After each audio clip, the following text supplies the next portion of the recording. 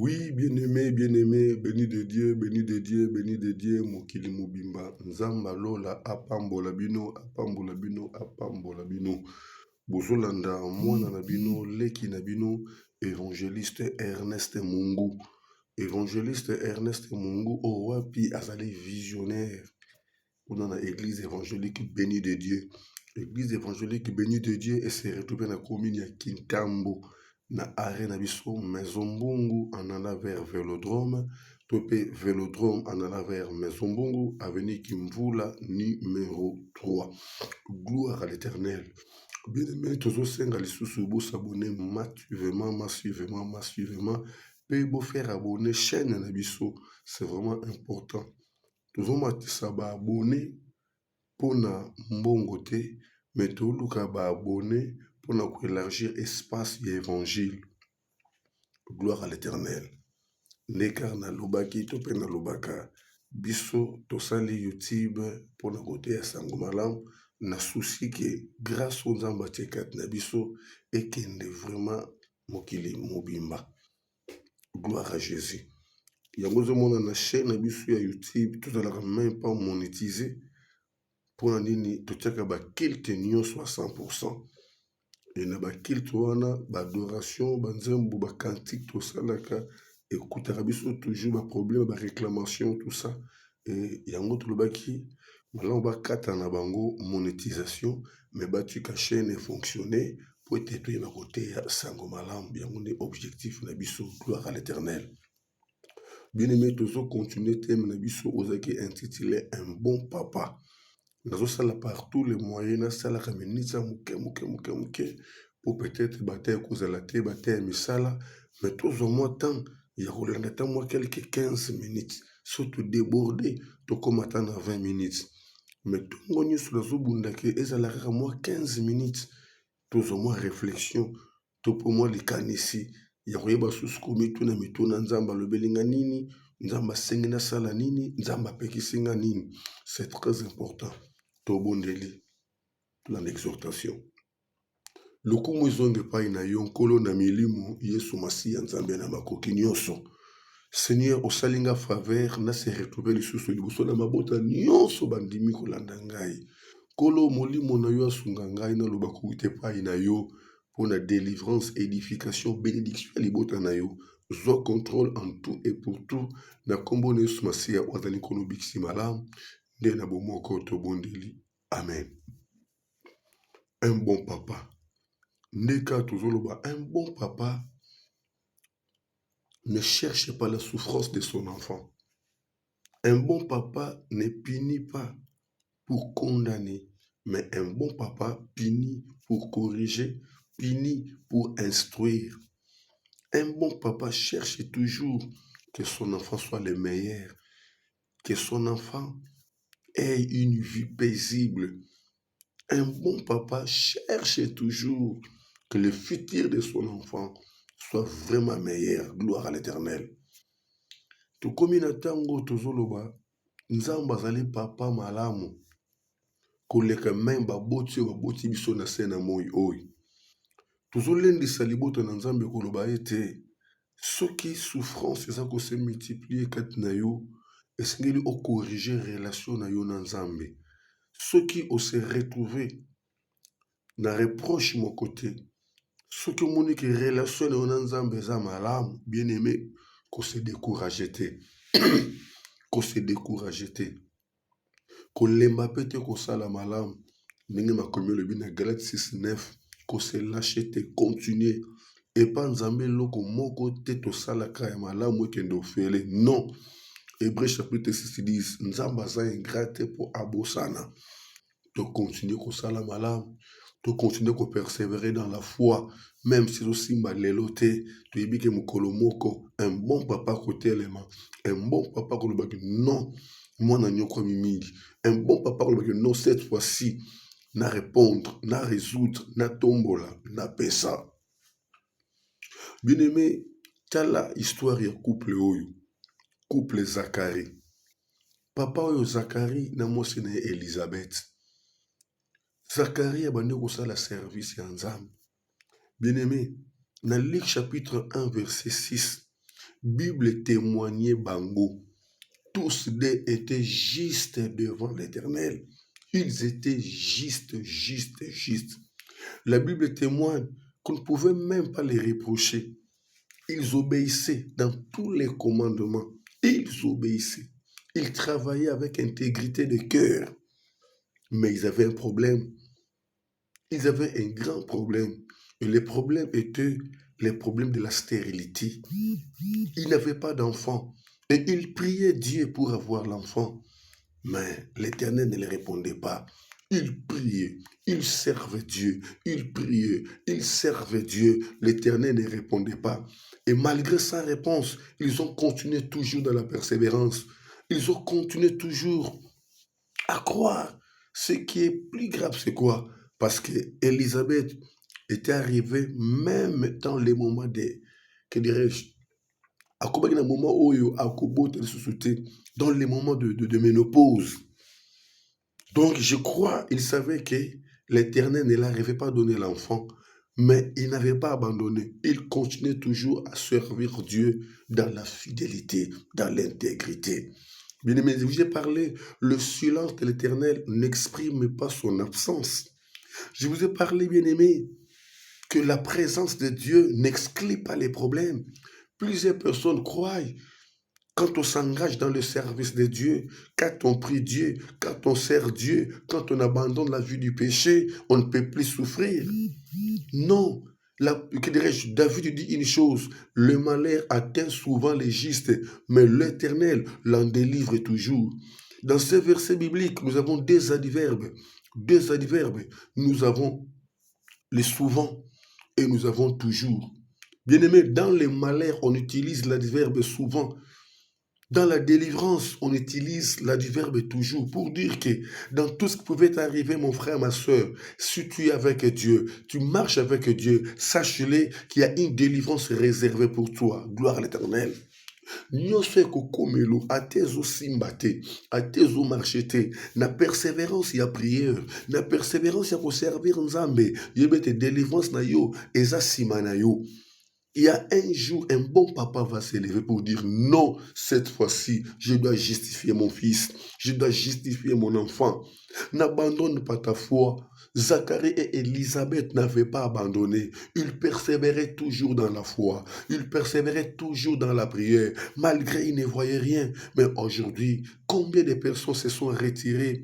Combien de personnes ont abandonné leur foi? Combien de personnes sont devenus des chiens pour reprendre la nourriture qu'ils ont même vomi au rabarabaché. Nzamba salo faveur, bien-aimé. Zonga sous na premier zèle. Zonga sous na premier amour. Et belé lelo bakomi komona, c'est comme si Nzamba a abandonné bango. C'est comme si Nzamba yoka kasusu bango te. Mais bakomi ko douter même na prophétie bayoka. Bakomi ko douter na ba conseil bazo na basala Nzambe. Pourquoi? Parce que bazo vivre le contraire par rapport à la prophétie. Bazo vivre le contraire par rapport à la prière ou ba pesa qui est pas Nzambe. Mon frère, ma soeur, le silence de l'Éternel n'exprime pas son absence.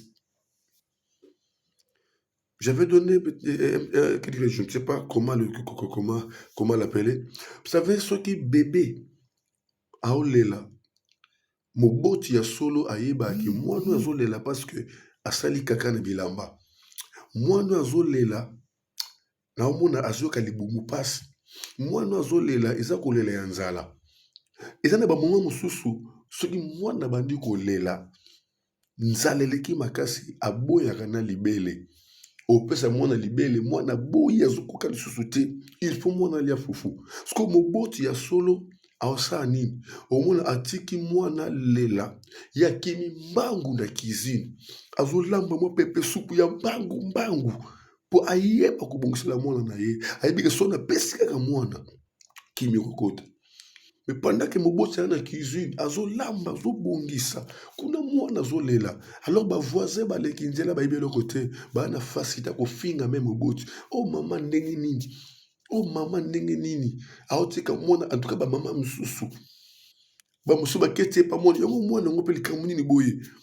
Oya obimana makila na miso. Bien aimé, combien bazo lobela biso? Combien bazo critiquer banzambe na biso? bazofinga meme nzambe na yo ye moto amipesa na nzambe ye moto ya bapriere ye moto auti na délivrance ye moto alekaki na délivrance tozomona changement te tozomona eloko moko te kaka vi ya kolela vi ya souffrance vi ya kosenga bazoyeba te ke délivrance esimbaki me lokola ezalaki ya molimo nzambe akoti sikoyo na cuisine azolamba sikoyo ya mosuni oyo komona na miso na bato gloire à l'éternel.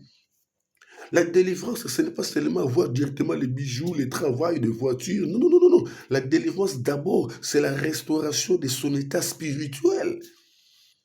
C'est la restauration de ton état spirituel. Bien aimé, à tous en a besoin. Ceux qui m'ont dit mon la délivrance, c'était yebete bozuana et kozana limite na yango. Gloire à l'éternel. Un bon papa est là. Couple yo basali nyonso na ba prière na bango. Batikala kozwa mabota te me batikala kaka na présence ya nzambe yaya yo za wapi lelo yo na nzambe lelo eske boyokanaka yo na nzambe boza na relation nini yaya eske okozwa ta décision te pa à partir ya exhortation oyo omeka nta mpe kozonga mwa nsima moke ozalaka boye te okoma insensible na makambo ya nzambe ozalaka na ba mauvais témoignage batémoignage ya makambo eleka kala yango nde yokanga epesa yo kondima me parole ya sika eyepesa oso kondima te gloire à l'éternel na kati na service ya nzambe mokolo moko zakaria azosala mosala na ye aza koboka parfum na hotel ya nzambe asutuka boye ange abimeli ye mbala liboso ange abimela ye mbala liboso amona ange na vi na ye zakaria bandi kolenga ange ebisi kobanga te zakari nzambe ayokaki losambo na yo mwasi no elizabeth akozwa zemi akobota mwana ya mobali epui nzambe azokonfirme ke mwana wana akokesana na bana mosusu mwana wana akokesana na bana mosusu bien aimé ndenge nayebisa yo eloko moko toa na 3 temps na vie ya motu toa na temps passé temps présent na temps futur alors zakari baprière na ye ezali baprière ya temps passé mais na temps présent azwi te mais na temps présent azwi nde promesse ya futur donc nzambe aye kokonsole motema na ye mpona koyebisa ye ke moni baprière oyo osalaki nzambe esa ayokaki mais temps oyo osengaki kobota ezalaki temps oyo nzambe apreparaki mpona yo obota te mais prière eyokamaki mpe endimamaki nzambe sikoyo aozela temps oyo abongisaki mpo asalela baprière oyo ya yo gloire à l'éternel ndenge mpe ndenge koyebisa ndeko moko omoni basacrifice osala pa nzambe ekende ofele te omoni bagene osala baprière osala ekende ofele te nzambe ayokaki mais azoprépare futur moko meilleur mpo apesa yo nyonso osengaki na ye nzambe amoneke na présent na yo soki apesi yo osupporte te osimba yango bien te soki apesi yo diable akombatre yo diable akobotola olie kose découragé parce kozomona te matisa prière na yo mpo nzambe aozela prière emata lisusu afeke akokisa bosenga na yo afeke osimba lipamboli na kimia osimba lipamboli na esengo kobanga te zakari nzambe ayokaki losambo na yo mwasi ono elizabeth akozwa zemi zana ntango yango bien yaya ndenge ekomami na Luc chapitre 1 verset 13 gloire à l'éternel. Luc chapitre 1 verset 13. Luc chapitre 1 verset 13. La Bible dit ceci, bien-aimé. Je lis la parole de l'éternel. Alléluia. Je lis la parole de l'éternel. Luc chapitre 1 verset 13. Mais l'ange lui dit, ne crains point, Zacharie, car ta prière a été exaucée.